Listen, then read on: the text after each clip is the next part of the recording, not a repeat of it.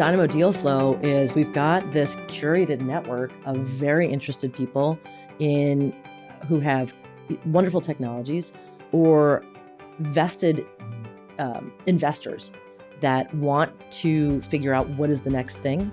So we've got this platform where growth startups who are part of our network can actually pitch first to our investors, either they're CVCs, VCs, or others, and project developers that are thinking about, like, we'd like to be part of this first. So we're tapping into our own network to create those kinds of deals.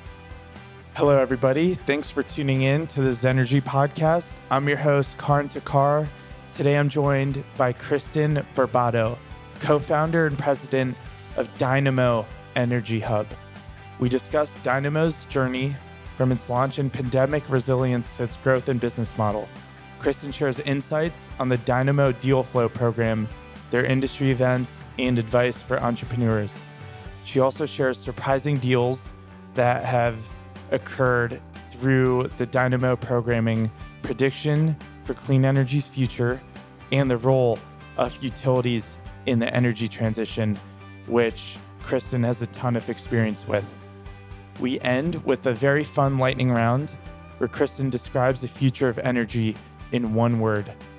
Enjoy this inspiring conversation with Kristin Barbato, and don't forget to subscribe. Hello, Kristin. Hello, It Karan. is so nice to have you on the podcast. Thank you for taking the time. Really excited to dive into your journey and your work across two different companies. But before getting into that, researched that very interestingly, you're into Jiu Jitsu, which is so cool. And totally related to energy, yeah. Somewhat tying it into energy, would love to learn about what your favorite thing is about the sport. And here's where energy comes in. Okay. Does it influence the way you approach challenges in the clean energy space? Great question. I've never been asked this before, so this is great. So Jiu Jitsu. A little word about how I got into this. This was not something I ever thought I would do. Grappling and rolling around and trying to strangle people while they tried to break my arm. So yeah, I've learned a lot. It's very, very humbling. And it's probably one of the hardest things I've ever pursued. It's not only physical, obviously, but there's a lot of technique. And then there's the emotional, like I'm literally getting strangled right now. I need to be like calm. So I think it teaches you a lot of things that are like life lessons that you need, like stay calm under pressure. That's not an easy one when you're literally being strangled, but yeah, but it's very fun. And I really enjoy it. I should have a major caveat. I'm terrible. I will probably continue to be terrible for many years until all of a sudden, like maybe I get it. Such a technical sport. It is. And then there's a lot of people who are like very athletic and they kind of have a brain for how this like feels and like what to do. And I'm slowly learning, but it's like fun. People who grew up wrestling. Oh my gosh, the wrestlers, they just come into the gym and they're like, I don't know jiu-jitsu. And then all of a sudden you're like, yeah.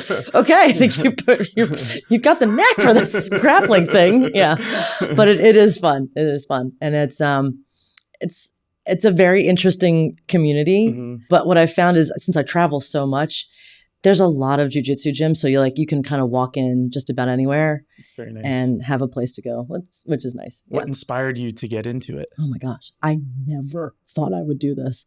I had done years ago, like boxing for training, not ever sparring or fighting because, I don't want to actually get hit. But I found it was really good exercise. And then when I moved out of the city, I was one of those COVID escape from New York people. I found a gym and it was great. And they did boxing. Then they do Muay Thai, which is like kickboxing. So now I'm kicking and punching bags and things, which is fun. And they also had jiu-jitsu there. And for several months, the very nice owner of the gym was like, when are you going to do jiu-jitsu, Kristin? I'm like, never. That looks really weird. And so I tried it and I'm like, why was I helpless? Like, I need to know this magic. Like, how did you do that? And so now a couple of years later, I'm still trying to figure out how to do it. Amazing. Yeah. That's so cool. But it is fun. Sounds it. Yeah. That sounds it. But yeah, to your point, there's a lot of discipline, there's learning, there's humility, like all the time. And just like probably with any sport, just the learning something and failing repeatedly while trying to like challenge yourself and get better. That's I think relatable to anything you do, especially as you're, trying to build businesses or I was just about make some changes in the world. Like you're describing the entrepreneurial journey. Yeah, exactly. Yeah. And no, that's great. I know you work a lot with entrepreneurs who are looking to make a difference. Yeah. So I feel like a lot of those skills that you just mentioned, humility, learning how to be resilient, adaptive in the face of failure, adaptive. So like when you speak to entrepreneurs who are in their early stages, what are like some pieces of guidance that you often provide? Yeah, there's several things I think that are very helpful to continue your success journey. I've been doing entrepreneurship, I guess now for about 6 or so years, and it's not easy, but some things that I found helpful to me is finding like who's your team, if you have a partner, if you've got advisors, surrounding yourself with people who can help you, and then you go into business to help others, but getting advisement, having kind of a sounding board so that you're not thinking in a bubble. So advisors or a partner. I have a Dynamo Energy Hub. I have a wonderful partner who basically told me I was going to be her partner. And I said, yes, I think this sounds amazing. So I'll tell you about that. And the other, I guess it's just not thinking that the path is ever linear. It is definitely this, but every time you have one of these dips, you learn much more, you get tougher, and then you think about it in a different way.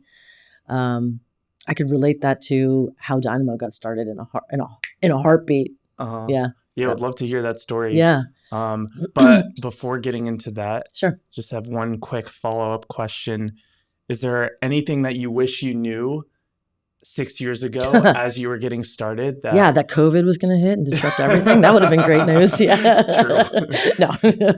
But from what I understand, that Dynamo launched in 2019 and then COVID hit and scaled still pretty well. Honestly, afterwards. Yeah. So to your question about like what would I wish I had known in six years ago, was that I transitioned from being in really big companies. Like I was the chief energy management officer for New York City. Did you know New York City has 300,000 employees? Like it's a big government organization. I worked for another company that was global, another 250,000 people that worked for that company. I worked for Con Edison, a big utility. So I worked for these really big institutions, and then shifting to it's just me. And then later it was just me and my business partner, and then we started to grow. You start to learn how to really rely upon yourself and to be creative in how you're going to solve problems. And I learned how to do the books. I learned how to do sales. I learned how to do all kinds of things that, entrepreneurs need to be almost a jack of all trades. And then in order to move your mission forward. But back to Dynamo. So yes, we launched in September of 2019. So just, I guess, 5 years ago, with our first event in New York City. We had our first hub in New York City, and it was wonderful. Things were hopping. And then 6 months later, on Friday the 13th of March, we were all marched out of the office because it was a Friday the 13th. I'll never forget it. Yeah. And now I'm doubting myself. Yeah, I'm pretty sure it was a Friday the 13th. It felt like one anyway. And we thought we'd be back in a few weeks. And as we all know, that just changed the world. So when everyone was not able, we looked at each other, me, Harris, who's amazing, and my co-founder and our CEO. We're like, did we really just start a networking business for the global energy transition in the middle of a global pandemic? Yeah, that's what we did. So how are we going to get these people together? We pivoted. Due to her ingenuity, we started doing online events. And we actually wound up growing and scaling during a pandemic when everyone was stuck at home, not understanding how they were going to get their message out, how they were going to relate to people, meet people, network, and we provided that platform for them. That's amazing. And so that's actually how we scaled. So as we were emerging out of COVID and starting to get back to normal life, we had such a demand for even more members and how we offer different services. And now we've got many more members, lots of different services, and some great summits that we just completed for Climate Week this year as well. So cool. Yeah. What an inspiring story. And also incredible that the concept was essentially to bring people together, and everything went virtual, which, I mean, I'm only trying to imagine like what those conversations look like between you and your partner during a time where I was like, okay, yeah. How are we going to do this one? But it actually started to make sense. And I think because we had the platform, we had her network and my network coming together to start Dynamo, it made sense to say, all right, let's get together. We have some featured speakers here that are experts in these areas, and we would just continue down this path of progressing on, this is a germane topic. We know people want to hear more about this. How can we get people involved in talking about this, learning about it? And so we started this pattern of having events on a regular basis online. And we had people from many different countries, multiple different time zones, kind of tuning in to what was happening with these very germane topics that we needed to relate on, learn about, collaborate on. Yeah. I feel like that's such an underrated part of COVID happening in a way where it eliminated geographic barriers, where people from all across the world could then ultimately connect virtually, which really didn't happen, at least that I wasn't like super aware of. And as I was mentioning to you before we started the podcast, similarly grew out of COVID because I was in the field, COVID struck, and I was like trying to figure out how to still make the most. I was doing a Fulbright at the time, how to make the most of the experience. And I was like, okay, maybe we'll just start. I'm stuck in this room with a laptop. May as well do it. Seriously, those are. But the period between like trying to figure out how to evolve and pivot, those few weeks were like so tough, right? And it's really cool to hear that Dynamo like similarly adapted, and grew. So now, I'll tell you a little bit more about who Dynamo is and what we do. We are a membership of premier leaders, executives, teams of people and companies that are corporates, investors, startups, growth startups, and governmental entities that are all trying to make a difference in the energy transition. So instead of them being so fragmented, we're actually the leading global networking connector for these type of movers and shakers in the energy transition. So as an example of some of the things that we do, we had our Energy Transition Summit just this past week at Climate Week, since we're sitting right here in New York City. And it was fabulous. We were oversubscribed. We had a ton of amazing speakers that got to talk about what's really relevant today in the, not just technologies, but also financial solutions, policies that are enabling, policies that we need to try to figure out, or even just other challenges on how do we collaborate together. And that's really what I think is some of that secret sauce that we have in our membership of people getting together, building trusted relationships, and hearing from one another, and also having a platform like this to talk about what it is that they're working on, what their goals are, and how they need help. So we've seen a lot of partnerships, and what's fantastic is we're now evolving into another stage of our service offering. We're developing something called Dynamo Deal Flow. Kudos to Mead for coming up with some sort of cool yeah, exactly.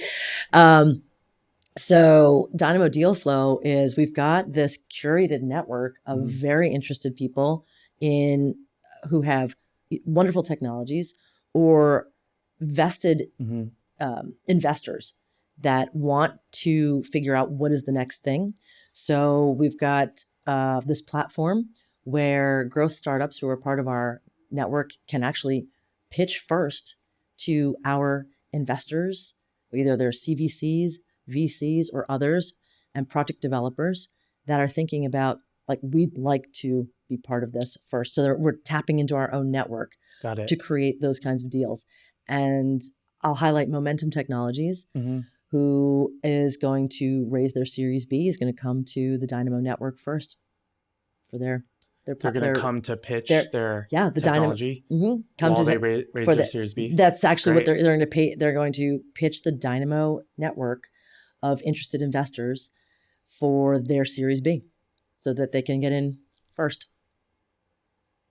So to give some sense of the scale of Dynamo and where it stands today. That's why I wrote down notes. Yes. Yeah, please provide some more context in terms of, like, you mentioned that there are all these different stakeholders that participate. Dynamo's scaled across several cities now and has a presence both domestically and internationally, from what I understand. That's right. So could you just put it in context for the listeners? So here's some statistics about our members, who are the world's, like I said, leading corporates, investors, project developers, and climate techs that are really aiming squarely at driving the energy transition forward. So here's some statistics about their achievements. Our startups have raised, you ready for this one? Over $7 billion. Wow. Yeah. The pure play power generators in the group have close to 300 gigawatts of capacity. So we're powering things. Wow. Over 100 gigawatts of renewable energy. This is a triple wow. Yeah, yep. Keep going. Hold on. I've got a couple more for you. The infrastructure investors and VCs have done nearly $900 billion, have almost $900 billion of assets under management. And our corporate members have reached a collective market cap of $10 trillion. We have some big companies in our membership. You may have heard of a company called Google. What's Google? Yeah, Google it. You'll find out. And they've built revenues of nearly $2 trillion. So we've got some impressive membership. Such a good roster. Right? So when you think about what this membership is really trying to do, is to bring together the people who are trying to move the needle forward, collaborate with others. So Dynamo Deal Flow just makes sense as an extension of that, how we leverage these amazing corporates and investors to serve both their goals as well as these growth stage startups and what they're trying to do with raising capital. So powerful, providing a platform for entrepreneurs to connect with potential investors and vice versa. Yep. First crack at it too. First crack at it. Yeah, that's basically, so like a Momentum as this first example, we'll be pitching our members as like your first in. This is your first deal, or you get the first look at what the deal terms are going to be, and then we'll go from there. That's awesome. So programmatically, cherry picking, maybe we should say. How did the program of Dynamo evolve over time? So you first started with the platform where people would come together, and now you're launching these really cool extensions. But like, what did the evolution look like, and how did those ideas come about? The basis of it was always, how do we bring people together that are in these different segments of the energy transition? Because we know that we need to collaborate across these kinds of divides. So how do we bring people who are in the corporate world that need to understand what a startup innovator is doing?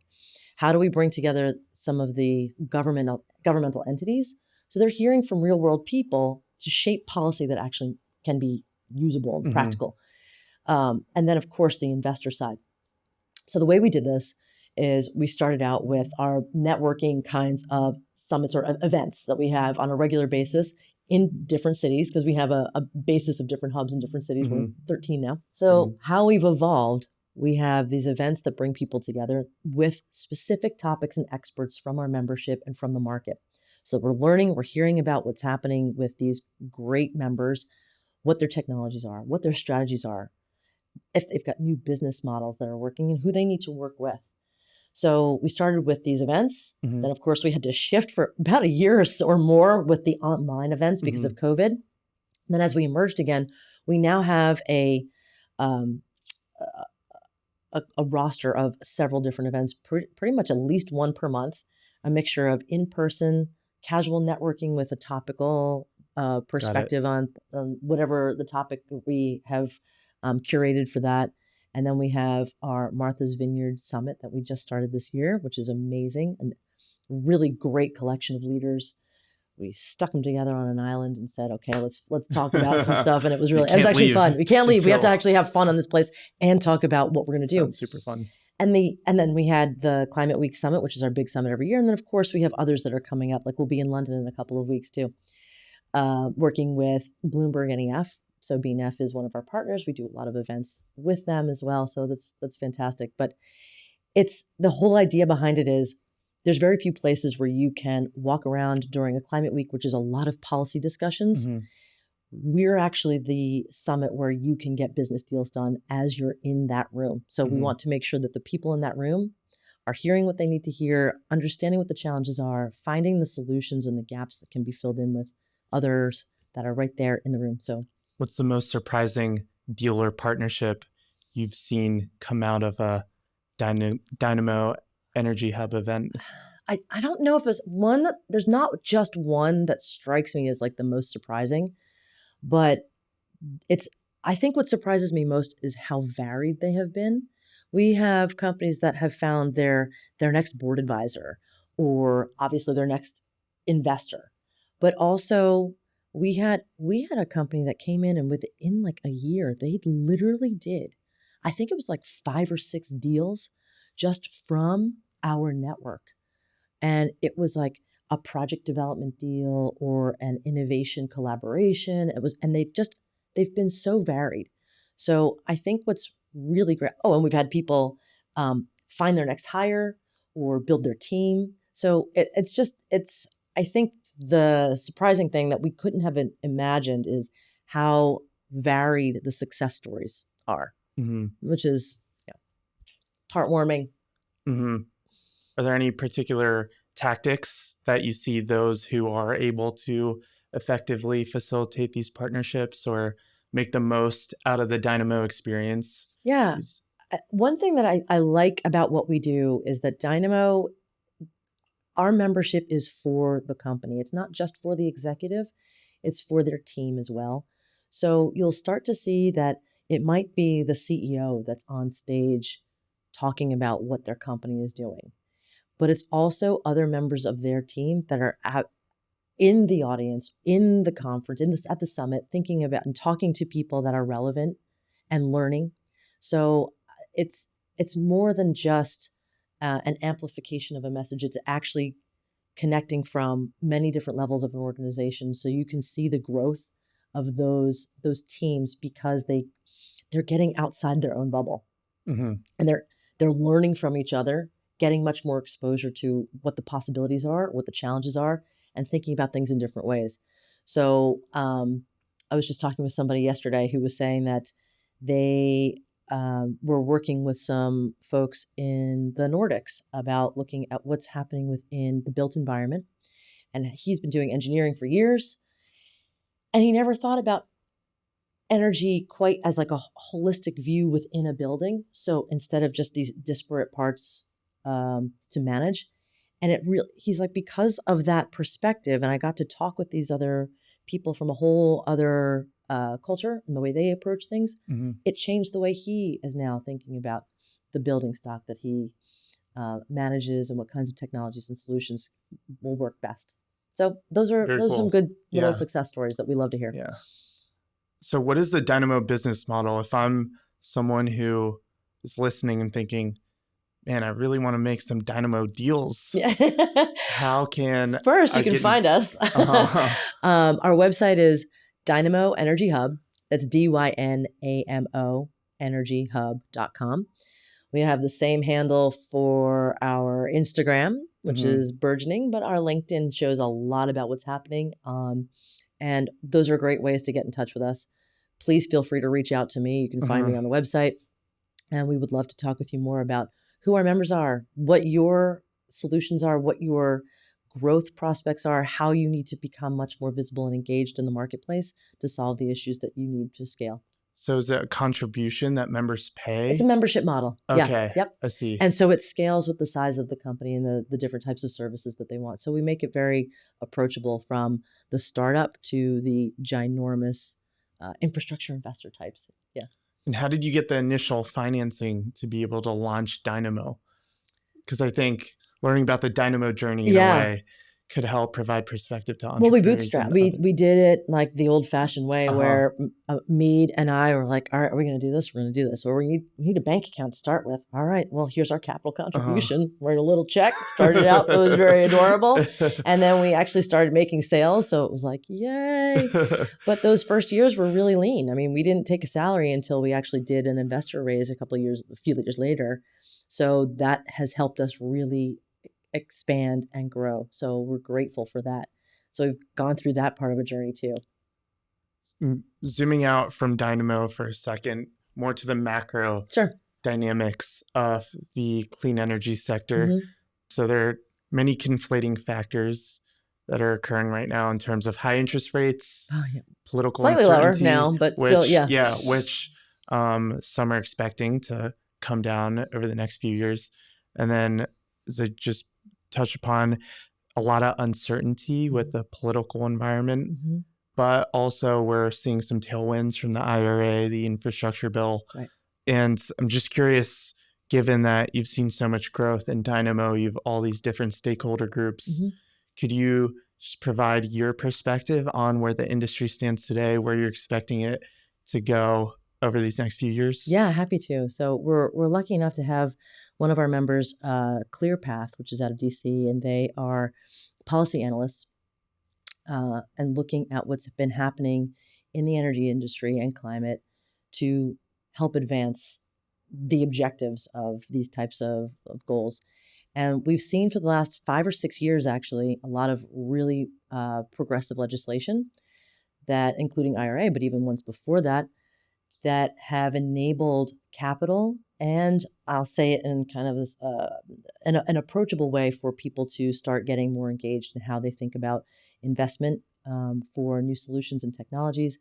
Then we've had at the utility side, you've got regulators in every state pushing on the utilities to do energy efficiency programs. This has been going on for years, and then other types of more progressive solutions that are customer facing. So now you've got another angle on how we're seeing support from government, legislation, policy, as well as corporations that are moving solutions forward to develop these markets. So with that, I would say that I won't say that the horse is out of the barn, but I think no matter what happens with the election this November, I think that we'll continue to see a lot of forward progress with these types of initiatives and goals, because who really can argue with wanting to have cleaner air, cleaner water, cleaner resources, efficient operations, lower energy bills? So I think that these are the kinds of initiatives that will continue to go forward, no matter what happens. And we've been really lucky to see that whether it's in the last 10 years, whether it's been a red or a blue administration at the federal level, there is legislation that has been progressively moving these needles forward and initiatives. So I think that my perspective and what I'm hearing is that there's probably a cautiousness because it's election year, so you never quite know what's going to happen, but there's still a lot of forward progress and the DOE right now is still writing a lot of checks and will continue to do so through the end of the year. We just heard from the undersecretary rather, about some of the programs that they're doing, and they're continuing to write checks, and these are binding contracts that will continue to go forward no matter who the administrator is in the White House.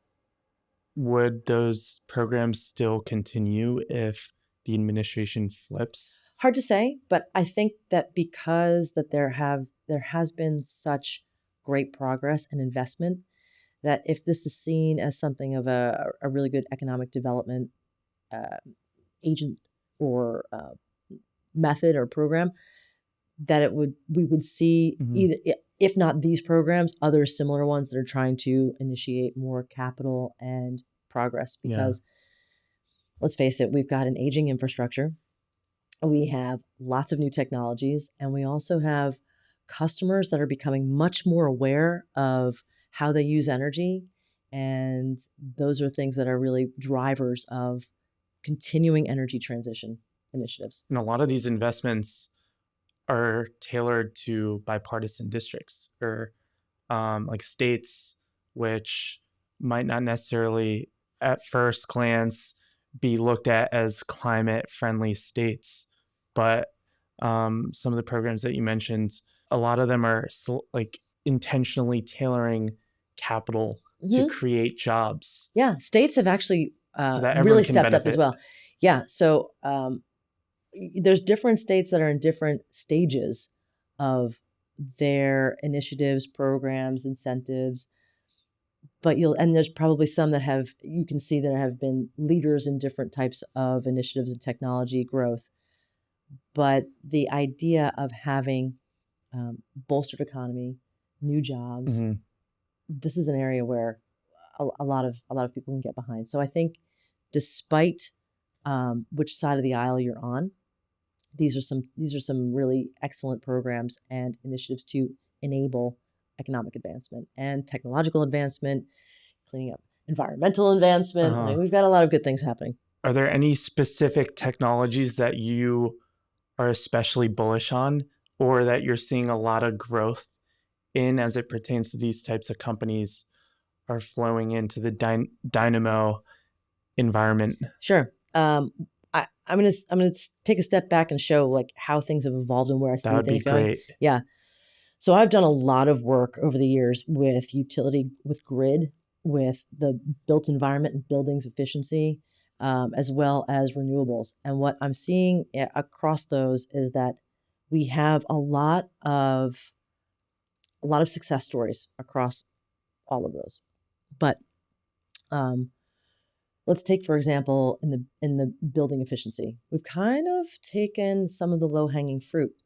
So what's next? You change out all the light bulbs to efficient light bulbs, and you start doing some energy efficiency programs. How are you thinking about greening the resources, the renewable resources? And so different programs that are enabling investment into those areas. I think what's happening that is really engaging is that we have a much more, two things in particular.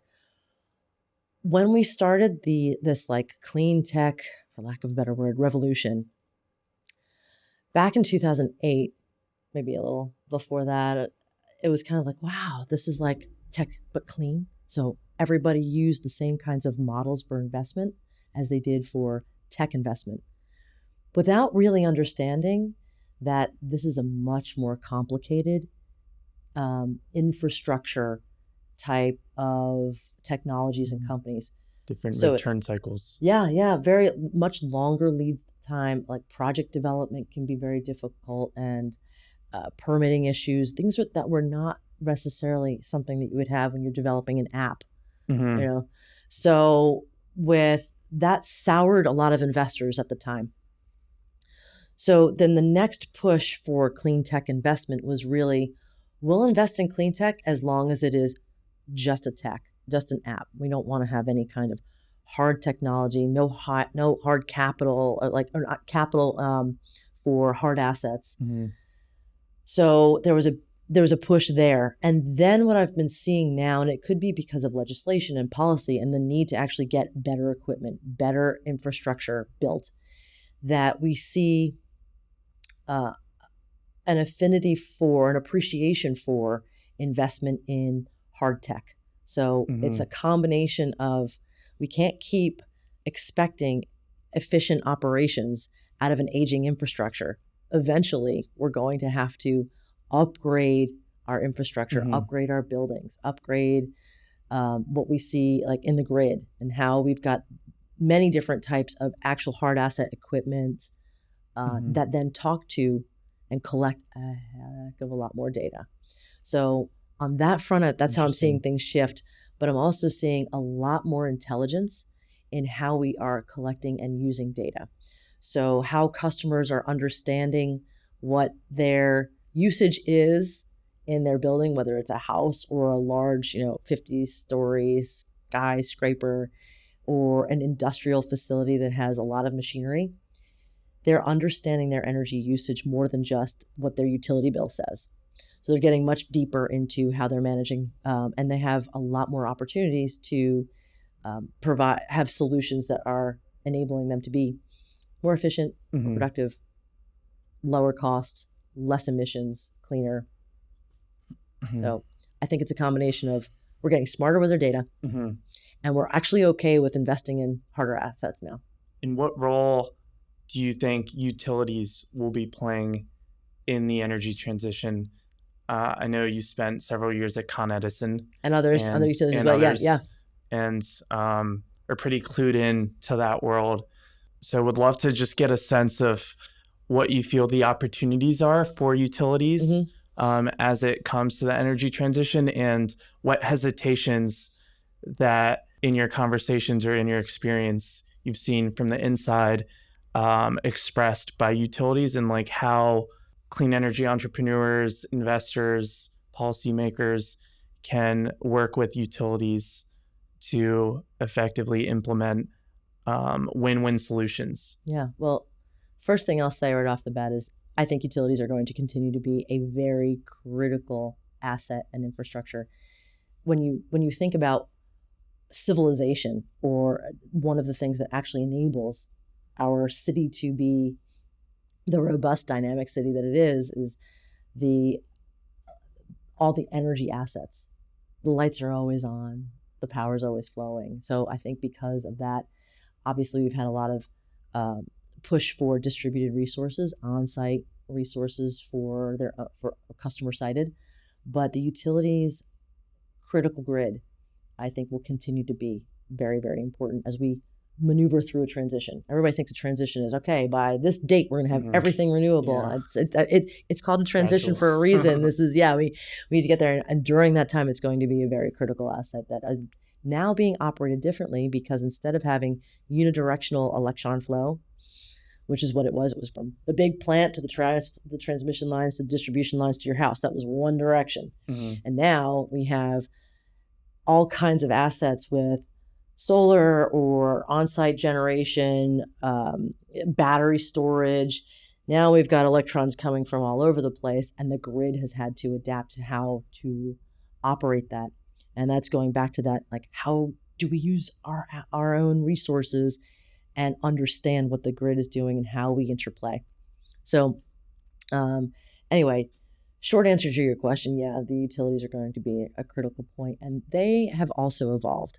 When I started in the utility industry a gazillion years ago at FPL, very, very reticent, and not, I don't think people would have called utilities innovators for the most part. I mean, FPL actually did some very innovative things from a business model standpoint, but from a technology standpoint, generally speaking, innovative is not a word typically associated with utilities, because their job is to keep the lights on, and they want to do that in the most prudent way possible. So now we're evolving. There's so many pressures. We find that utilities are actually stepping up in many different ways. They are being more innovative. I just spoke with the R&D group at Con Edison, and then the plethora of things that they're looking at for their operations, and working collaboratively with others to do really cool projects, to pilot them, to scale them. And I think that we're going to continue to see a lot more of that. And that's actually why, just as a little note, as you mentioned before, I started out as an entrepreneur with my little single shingle with Build Edison. And even the name Build Edison was kind of a tip of the hat to some of the companies that I had worked for before, thinking about how do we build upon innovation in this space. So that's really what Build Edison does, which is complementary to some of the other work I'm doing, obviously, which is we do bespoke advisory services for small companies that are trying to figure out how do they work with utilities, governments, real estate, and others. Yeah. And then also on the other side of that, how do these governments, utilities, corporates develop innovative programs to scale solutions for themselves. So that's like this bespoke consulting kind of arm that keeps me technical, keeps me in the mix with what's happening.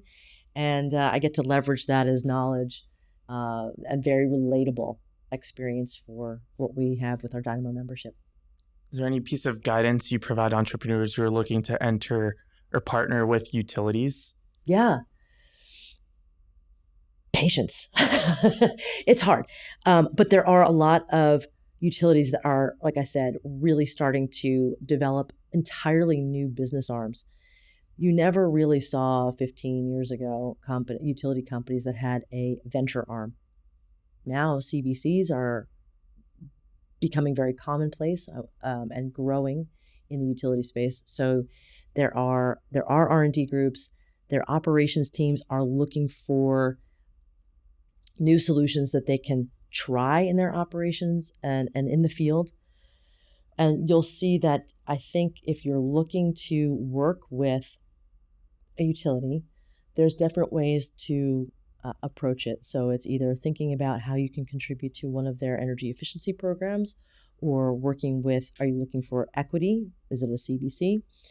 Is it project development? Are there ways that they're looking at you can help them solve a problem with a pilot project? So I think that those are some ways, but it's definitely critical to know who you're talking to and to understand from their perspective what it is they're trying to do. Reliable, robust, cost-effective services for their customers. Amazing. Thank you. Yeah. For all of the insights and going down the utility rabbit hole. Yeah. We can go. And now there's several rabbit holes I can go down, I'm sure, but yes, yeah. That was super interesting. And I know a lot of people listening to this podcast work or are launching companies that they hope can help serve utilities, but just figuring out how to navigate the utility landscape is like super complicated. It is. And that's actually why when I left the utility space, it was because I had this desire to try to help bridge that and translate a little bit of like, this is what I've learned being on the inside, and here's how I'm doing this now. And hopefully that's something that, we've had clients show success. Like I'm also here at Climate Week representing Build Edison. I've been working with a bunch of entrepreneurs who've come over an accelerator cohort from Sweden. So hearing about their stories and success in Sweden and then bringing those technologies and solutions to the US market is very inspiring. It sounds it. Yeah. And now shifting gears, we're running out of time here. So just like to close with the lightning rounds. All right. Okay, we'll start with, are there any recent books that have inspired you? Yes. There's a book that I read by David Epstein called Range. And I actually am going to look up the actual title of this thing. Why Generalists Triumph in a Specialized World. I thought it was very cool, fascinating. And it was a look at how people learn and why generalists have a capability of seeing connections to things that maybe specialists have not. Maybe it's I think I'm going to make up a word here, myopic, like having that like one track, deep specialization has its benefits. But in a very highly specialized world, as we're getting very siloed with our thinking, he's making the argument that generalists are actually connecting the dots in ways that maybe others haven't. So David Epstein, Range. All the consultants are smiling hard right now. Yeah, right, exactly. If you could have dinner. He wrote another book called The Sports Gene, which is almost a play on that, thinking about how do we learn. So, the sports fan in me liked that one too. Those both sound great. Yeah. Second question. If you could have dinner with any historical figure, who would it be? Historical figure. Gosh. I'm so bad at these lightning rounds because my brain, I am a generalist. All of a sudden my brain had like 20 names and I'm thinking like, which one? Yeah. Can I invite like 20 people to dinner?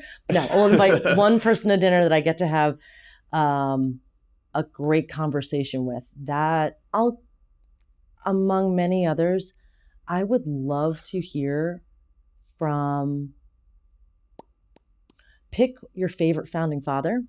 Mm-hmm. How did you do this? Like, how did you think about creating a country out of such bizarrely tumultuous circumstances? And how did you keep the fortitude to wrangle such differing opinions and then move that into building a whole government? And why did you model it off of Rome and other things? So just pick the brain of someone who actually started a country successfully. Yeah. If you weren't in the clean energy sector, what would you be doing? Probably a lot more Jiu Jitsu. I taught for a long time. And I come from, my parents are teachers, and I enjoy working with people to see like how they can grow. And then of course that helps me grow, getting perspective. So probably something, if it wasn't in clean energy, it would be something related to helping people grow and teaching. Hopefully I have something to say about that. So I think that's why I like having Build Edison, because I get to impart some advisory knowledge and we like problem solve together. What was the hardest part about teaching? Hardest part about teaching? Relating to that audience. So I think once you can put yourself into the shoes of who it is that's listening, it gives you a better perspective on how to relate to them to make that point connect. So I've been told I'm a person that makes a lot of metaphors, some good, some bad. So I think having that relatable type of connection. Not always easy. 2 follow-ups. How do you handle the troublemakers? And on the metaphor front, if you could make a sports metaphor or analogy for Dynamo Energy Hub, what sports team? What sports team? Okay. Who's on a run right now? We are Mahomes. We're Mahomes. That's a great one. I'd love to say the Giants or the Yankees, having been a lifelong Giants and Yankees fan. But yeah, we're going to go. We're going to go with Amazing. And finally, to wrap up, and also please share any closing thoughts if you have them. One word to describe the future of energy. I am totally going to pinch from someone else that when I heard him say this, I thought that's the word. So at our Dynamo Energy Transition Summit, we were lucky enough to have the global CEO of Ørsted, Mads Nipper, join us again this year. And we asked him, what's your one word? And he said, I am doubling down on the word I used last year. And it was courage. These are not easy things we're trying to do. We're going to have a lot of challenges. We're going to have bumps in the road, just like every entrepreneur or every leader who's trying to make a change. So having the courage to keep going when things are tough. I'm going to add another word to that: collaboration. Try things, challenge yourself, keep going. Looks like a lot more of us should start doing some jiu-jitsu for that courage building. Courage. Have courage when you go in there. Yeah, be prepared to strangle or be strangled. Yeah. Thank you, Kristin, Thank you. so much for taking the time today. Really appreciate you sharing about your journey, about all the incredible work that you were doing. Thank you for doing all of that work, creating these platforms for people to connect. It's so important. And really appreciate you sharing your time today. Well, I get to learn. Thank you so much for having me. Thank you. That was amazing. Thanks so much for checking out the Zenergy Podcast. If you enjoyed today's episode, please take a moment to rate and subscribe to the podcast. It would mean so much to me and the rest of the team. We release episodes every Thursday, so stay tuned for all new episodes featuring industry leaders building a cleaner, greener future for us all. See you next time.